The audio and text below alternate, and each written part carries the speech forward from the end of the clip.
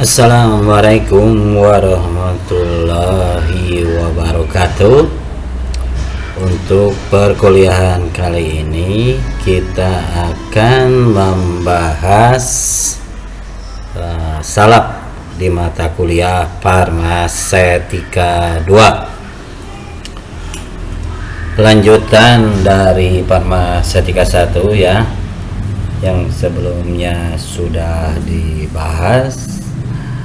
Akan tetapi di Farmasetika 2 tiap materi akan diperdalam, baik dari segi perhitungan bahan sampai ke proses pembuatannya. Oke, langsung saja ke materi. Jadi secara definisi, salap merupakan sediaan semi padat yang mudah dioleskan dan digunakan sebagai obat luar. Jadi nanti pada saat penyerahannya, obat ini harus tertera etiket berwarna biru dengan aturan pakai yang jelas. Bahan obat harus larut atau terdispersi secara homogen dalam salap yang cocok.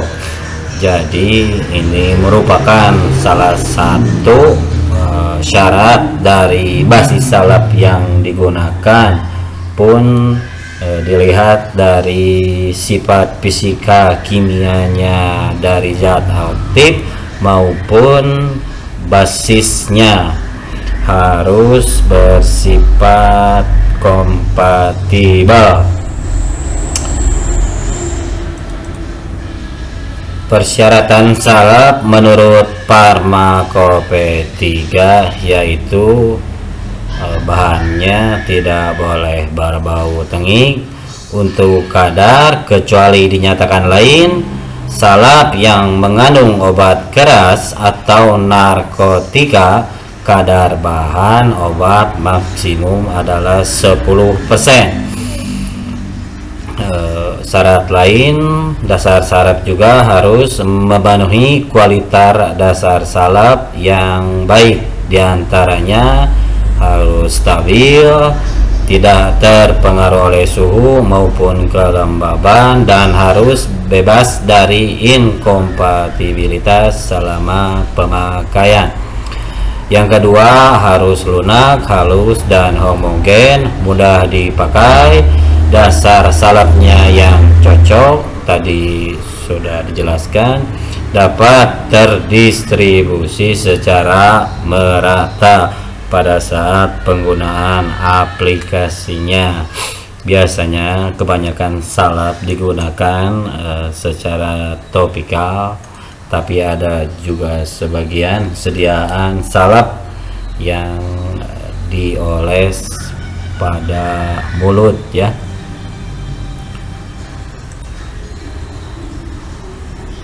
Yang selanjutnya syaratnya yaitu harus homogenitas, dimana jika dioleskan pada sekeping kaca atau bahan yang transparan lain harus menunjukkan susunan yang homogen.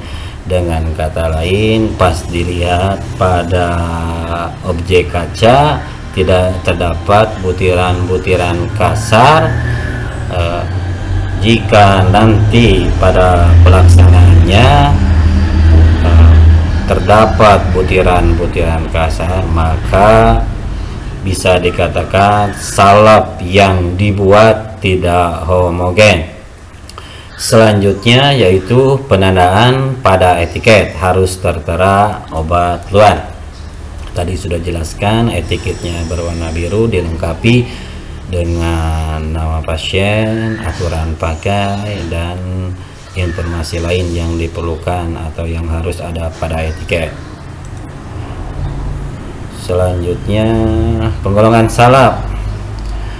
Menurut konsistensinya, salap dibedakan menjadi ada ungwentum, ada krim, pasta, serata, dan gel atau galones.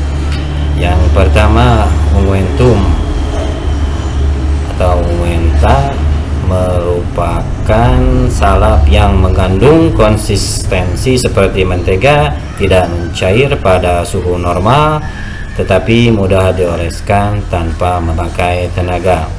Yang kedua, krim merupakan salap yang mengandung banyak air. Sifatnya mudah diserap kulit, merupakan suatu tipe yang dapat dicuci dengan air. Biasanya krim ini berupa suspensi atau emulsi tipe minyak dalam air atau air dalam minyak. Yang selanjutnya, pasta merupakan salap yang mengandung lebih dari 50% zat aktif, biasanya berupa serbuk dan biasanya tebal untuk menutupi atau sebagai pelindung kulit yang diolesi. Biasanya pasta ini dibuat atau digunakan pada pasien dalam keadaan demam atau aplikasi lain di mana pasta mempunyai titik leleh pada suhu di atas 50 derajat Celcius karena sifat konsistensinya agak keras. Selanjutnya, serata merupakan salap berlemak yang mengandung lilin yang tinggi sehingga konsistensinya lebih keras. Beda hal dengan yang tadi, serata lebih keras ya dibandingkan sediaan pasta ya. Yang selanjutnya, yang terakhir, yaitu galones atau gel, merupakan salap yang lebih halus, umumnya cair, sedikit mengandung atau tidak mengandung lilin, digunakan utamanya pada membran mukosa sebagai pelicin, berupa campuran sederhana yang terdiri dari minyak dan lemak dengan titik lebur yang rendah, di mana gel ini merupakan sediaan yang paling disukai karena penampilannya bening, jernih, dan lebih nyaman digunakan. Berikut adalah perbedaan dari salap, pasta, dan gel. Di sini dibagi tiga ya, karena krim masuknya ke salap ya. Tadi secara definisi, karena krim merupakan bagian dari salap, bedanya krim itu mengandung banyak air. Ini merupakan perbedaannya, tadi sudah dijelaskan. Di sini ada macam-macam basis, nanti di slide selanjutnya kita dibahas masing-masing basis. Kita bahas di sini keuntungannya. Ini yang keuntungannya ya. Untuk salap mudah dioleskan tanpa perlu pemanasan, ditunjukkan untuk pemakaian topikal pada kulit atau selaput lendir. Sedangkan pasta mengikat cairan sekret. Pasta lebih baik dari ungwentum untuk lesi yang akut dengan tendensi mengeluarkan cairan. Selain itu, bahan obat dalam pasta lebih melekat pada kulit sehingga meningkatkan daya kerja lokalnya. Yang selanjutnya, sediaan gel berupa hidrogel.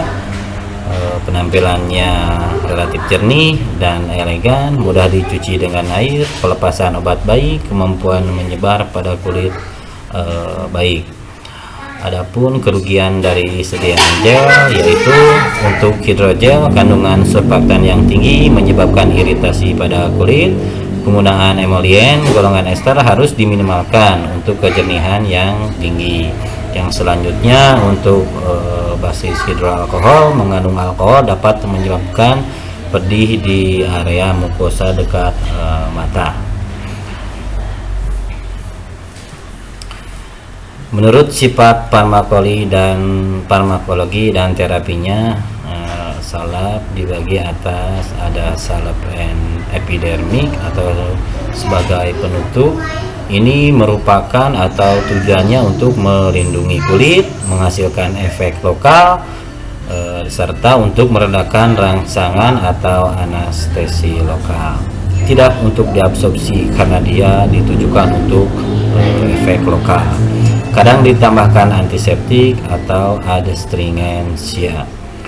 Biasanya dasar salap yang cocok yaitu senyawa hidrokarbon. Yang kedua, salap endodermik merupakan obat yang dapat menembus ke dalam kulit tetapi tidak melalui kulit, terabsorpsi sebagian dan digunakan untuk melunakkan kulit atau salap ketendir. Dasar salap yang baik biasanya berupa minyak lemak.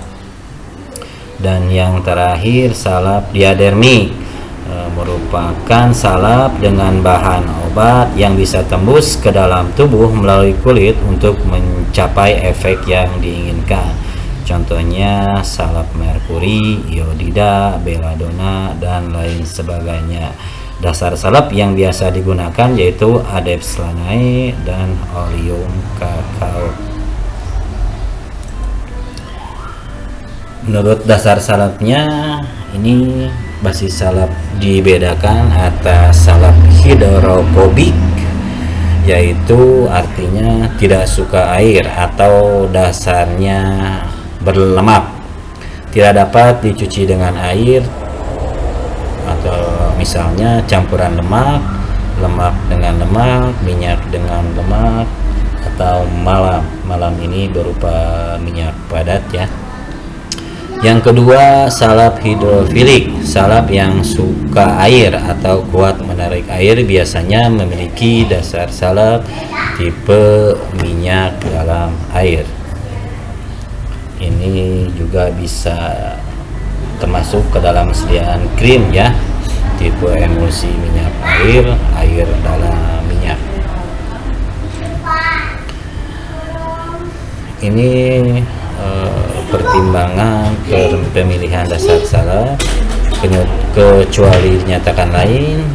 Bahan dasar salap atau basis salap yang digunakan umumnya yaitu menggunakan vaselin album yang warna putih ya, beda dengan yang pelapum itu berwarna kuning.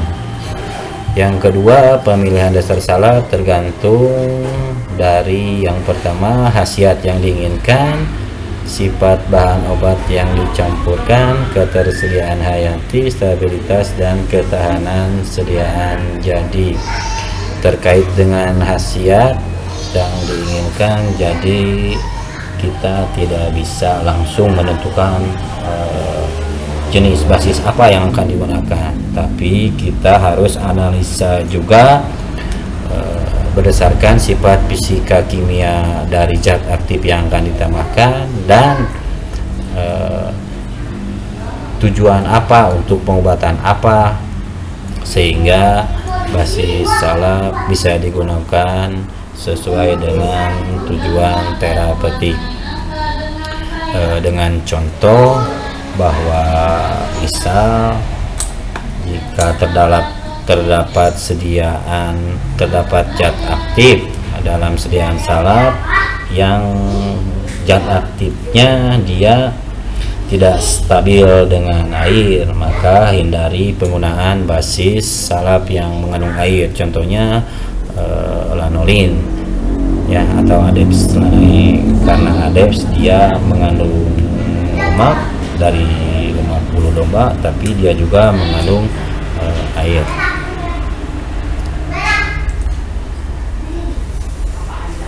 Yang tadi penggolongan salap berdasarkan senyawa hidrokarbon atau yang berlemak.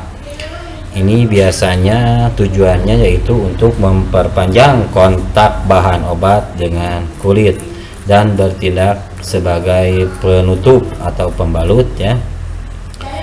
Jadi suatu sediaan obat untuk penggunaan lokal dengan penambahan basis, selain sebagai zat pembawa, basis itu juga untuk memperlambat atau untuk memperlama kontak obat dengan area sekitar, dimana kalau kita bandingkan dengan sediaan serbuk ya, bedak contohnya, bedak kan dioles bisa berterbangan, bisa jatuh pada saat aplikasinya.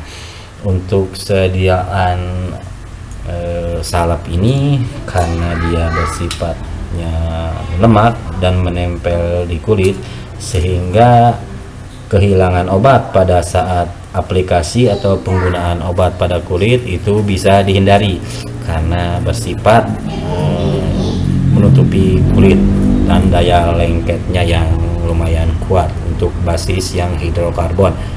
Yang kedua yaitu sebagai emulien, sukar dicuci, tidak mengering dan tidak tampak berubah dalam waktu yang lama. Jadi untuk basis hidrokarbon ini bisa juga tujuan utamanya yaitu sebagai emulien atau sebagai pelembab supaya kulit tidak kering, supaya agak susah dicuci meskipun adanya air, misalkan kehujanan juga si obat dalam bentuk ini tidak akan terbilas, tidak mengering dan tidak tampak berubah atau stabil dalam waktu yang lama. Contoh basis salep dari hidrokarbon ini yaitu Vaseline album yang berwarna putih ya, Flavum untuk yang berwarna kuning, Malam Putih itu seperti lilin ya, CeraAlba, Malam Kuning beda hampir sama ya, CeraAlva dan Flava. Bedanya kalau Alba itu putih, kalau Flava itu kuning, atau kedua dari campuran malam tersebut. Selanjutnya yang kedua, dasar salep serap berfungsi sebagai emulien, dibagi ke dalam dua kelompok. Yang pertama, dasar salep yang dapat bercampur dengan air membentuk emulsi air dalam minyak, contohnya parafin hidrofil dan lanolin anhidrat. Yang kedua, Adepts Lanae Unguentum Simplex, di mana komposisinya yaitu Ceraflava, Oleum sesami dengan perbandingan 30:70. Jadi nanti jika diresep menggunakan Unguentum Simplex, jadi adik-adik mahasiswa nanti buatlah Unguentum Simplex dengan menggunakan Ceraflava dan Oleum sesami dengan perbandingan 30:70. Yang selanjutnya hidrofil petroleum, yaitu komposisinya ada Vaseline album, CeraAlba dan setil alkohol serta kolesterol dengan perbandingan jumlah Vaseline albanya banyak 68, untuk CeraAlbanya 8, setil alkohol dan kolesterolnya 3:3. Bahan dasar serap ini biasanya digunakan pada pasien dengan luka yang berair atau bernanah. Basis salep yang digunakan yaitu basis serap supaya si nanahnya atau cairannya bisa terserap oleh basis ini sehingga luka menjadi cepat kering. Yang selanjutnya, dasar salep yang dapat dicuci dengan air. Ini lebih dikenal dengan sediaan krim ya. Dasar salep ini adalah emulsi minyak dalam air, antara lain hidrofil cream. Dapat dicuci dengan air karena mudah dicuci, maka lebih dapat diterima sebagai bahan dasar kosmetik. Telah dijelaskan tadi di kelebihan dan kekurangan bahwa untuk aplikasi dibandingkan dengan salep, krim itu lebih enak digunakan karena dia mengandung banyak air ya, mudah diserap juga, dan sebagian besar kosmetik itu untuk kesediaan krim lebih mudah diterima oleh masyarakat. Contohnya yaitu emulsi tipe minyak dalam air. yaitu vanishing cream, emulsifying ointment, emulsifying wax, dan hydrophil ointment. Jadi kalau ada istilah minyak dalam air, berarti komposisi yang paling banyaknya yaitu air, karena minyak berupa tetesan-tetesan kecil yang terdistribusi di dalam air. Dan sebaliknya, kalau ada tipe emulsi air dalam minyak, berarti yang paling banyaknya yaitu minyak, karena airnya berupa butiran-butiran kecil yang terdistribusi di dalam fase basisnya. Yang selanjutnya, dasar salap larut dalam air, yaitu dasar salap yang tidak berlemak, terdiri atas komponen yang larut dalam air. Keuntungannya seperti hal yang tadi, dapat dicuci dengan air dan tidak mengandung bahan yang tidak larut dalam air. Contohnya polietilen glikol dan campurannya. Ini ketentuan umum pada pembuatan sediaan salap ya. Salap di sini berarti berlaku untuk ungwentum, krim, pasta, serata, dan gel. Untuk aturannya atau ketentuannya sama. Yang pertama, jika zat-zat yang dapat larut dalam campuran lemak, maka dilarutkan ke dalamnya. Jika perlu, dilakukan dengan bantuan pemanasan ya. Jadi kalau nanti pada saat praktikum biasanya ya, apabila ada zat yang larut dalam lemak, biasanya basisnya lemak, berarti langsung saja dilarutkan dalam basisnya dan digerus sampai homogen. Jika perlu, tapi tidak wajib ya, jika perlu dilakukan dengan bantuan pemanasan di atas penanas air.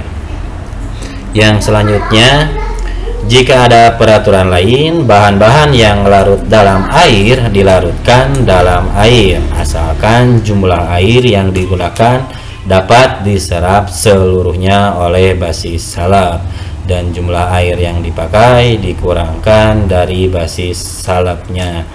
Jadi jika nanti pada pembuatan sediaan salap ada zat yang larut air, itu bisa dilarutkan dengan air, asalkan jumlah airnya tidak melebihi dari atau terwakili atau bisa diserap oleh basis dasar salapnya. Misalkan airnya digunakan 2 mili, otomatis basis salapnya itu harusnya lebih dari 2 gram ya, karena tadi dikatakan harus dapat diserap seluruhnya oleh basis salap. Jangan sampai nanti si salapnya akan cair karena tidak dapat terserap oleh basis. Jadi nanti air yang digunakan dikurangi oleh jumlah basis yang digunakan. Nanti di slide selanjutnya kita belajar membaca resep dan menghitung sediaan salap, krim, pasta, gel maupun serata dan lain-lain. Yang selanjutnya, bahan-bahan yang sukar atau hanya sebagian dapat larut dalam lemak dan air harus diserbukan terlebih dahulu, kemudian diayak dengan pengayak atau mesh nomor 60. Dan yang selanjutnya, campuran salapnya yang dibuat dengan cara dicairkan harus digerus sampai dingin. Contohnya kalau bahan salap yang dicairkan tadi, contoh yang ada penambahan malam, karena malam itu kalau dilihat dari pemeriannya ya, nanti kalian baca di farmakopeia ada pemerian. Pemerian itu bentuk fisiknya, sifat fisika dan kimianya ada di sana. Ini yang harus dilebur itu atau digerus sampai dingin itu yang ada proses pemanasan. Contohnya sera kelapa, sera alba, setosteril alkohol itu bentuknya seperti lilin ya. Jadi harus dilebur dulu di atas penanas air sampai mencair. Selanjutnya basis salap yang umum digunakan yaitu pasein album, pelapum, adepslanae, dan lanolin. Beda hal dengan krim tadi ya. Krim ada campuran setosteril alkohol, sera alba, sera pelapa. Ada juga yang mengandung vaselin dalam jumlah sedikit karena si sediaan krim itu dilihat dari definisi kan banyak mengandung air. Selanjutnya lanolin itu merupakan adepslanae 75% dan air 25%. Jadi lanolin itu sebenarnya lemak yang mengandung air. Jadi jika nanti pada saat praktikum atau membuat sediaan salap, apabila terdapat zat aktif yang larut dalam air, tidak diperkenankan menggunakan basis lanolin ya.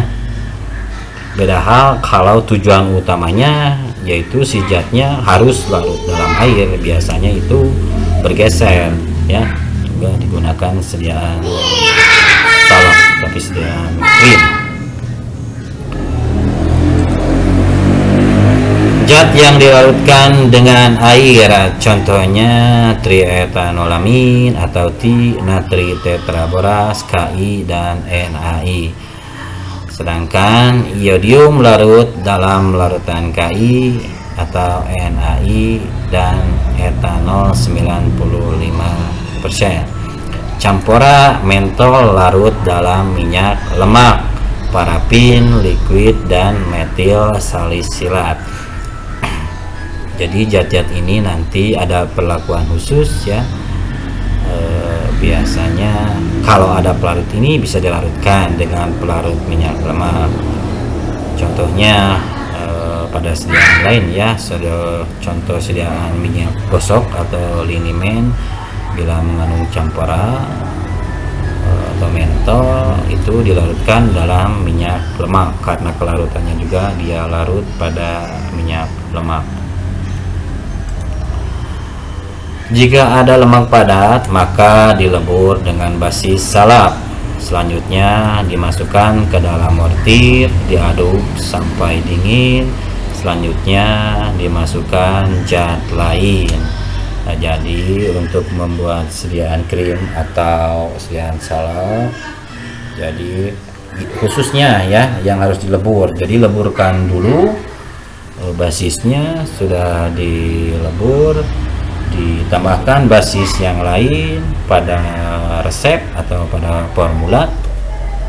Setelah digabungkan, dilebur, digerus, dan yang terakhir masukkanlah zat-zat misalkan ada zat aktif, berarti zat aktifnya langsung dimasukkan. Contohnya yang harus dilebur itu tadi sudah dijelaskan ya, sera alba, pelapa, asetil alkohol, dan setosteril alkohol. Ini zat-zat yang harus ditetesi etanol 95%. Yang pertama asam salisilat, campora, mentol, asam benzoat. Kenapa harus ditetesi etanol? Karena dilihat dari pemeriannya ya, yaitu asam salisilat di sini berupa serbuk ya, serbuknya sangat ringan dan mudah terbang. Jadi pada saat dimasukkan ke dalam mortir, alangkah baiknya itu ditetesi etanol 95%, karena dengan ditetesi etanol zat tersebut kan basah, jadi pada saat penggerusan zat tersebut tidak berterbangan yang nantinya akan mengurangi dosis yang akan digunakan pada pembuatan sediaan. Yang kedua, campora itu harus ditetesi karena mudah menggumpal. Mentol juga sama, asam benzoat juga sama halnya dengan asam salisilat, itu serbuk hablu ringan dan mudah terbang. Tapi di sini apabila ada dua zat ya, yang khususnya mempunyai sifat penurunan titik beku apabila disatukan, maka obat tersebut tidak usah ditetesi etanol. Jadi bisa langsung saja masukkan kedua zat tersebut, digerus. Nanti pada saat bercampur, zat tersebut akan mencair, meleleh karena terjadi penurunan titik beku. Ini merupakan zat-zat yang dapat menurunkan titik beku. Contohnya campora, mentol, naptol, salol, timol. Jadi catatannya tadi sudah jelaskan, sekarang kita tegaskan lagi. Jika ada dua atau lebih zat yang tertera di atas tadi ya, di atas tuh campora dan lain-lain, maka tidak perlu ditetesi etanol, tapi campurkan langsung dan gerus sampai cair ya. Setelah cair langsung ditambahkan basisnya ya, bisa tadi paslin album, pelapum dan lain-lain. Oke, ini zat-zat yang biasa ditambahkan terakhir pada saat pembuatan sediaan. Contohnya ikhtiol, balsam peru, gliserin, zat cair atau cairan, dan minyak atsiri. Kenapa zat-zat ini harus ditambahkan terakhir? Biasanya kalau ditambahkan di awal, nanti si sediaan salapnya akan licin pada saat proses penggerusan atau pengadukan, karena ya tadi pada saat penambahan zat-zat lain akan terjadi pemisahan kalau zat-zat ini ditambahkan di awal. Dan yang terakhir ini zat yang diambil zat aktifnya saja apabila tertera dalam resep.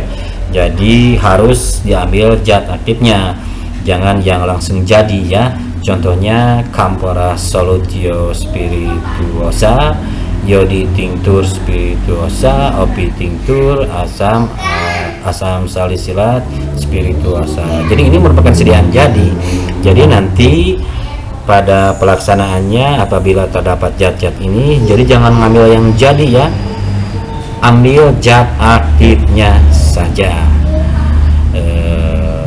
Demikian untuk materi. Selanjutnya kita akan membahas latihan untuk menghitung atau cara mengerjakan resep sediaan semi solid ini ya, diantaranya tadi unguentum, krim, salep, pasta, sera, dan gel ya. Kita langsung saja ke latihan perhitungan bahan pada resep.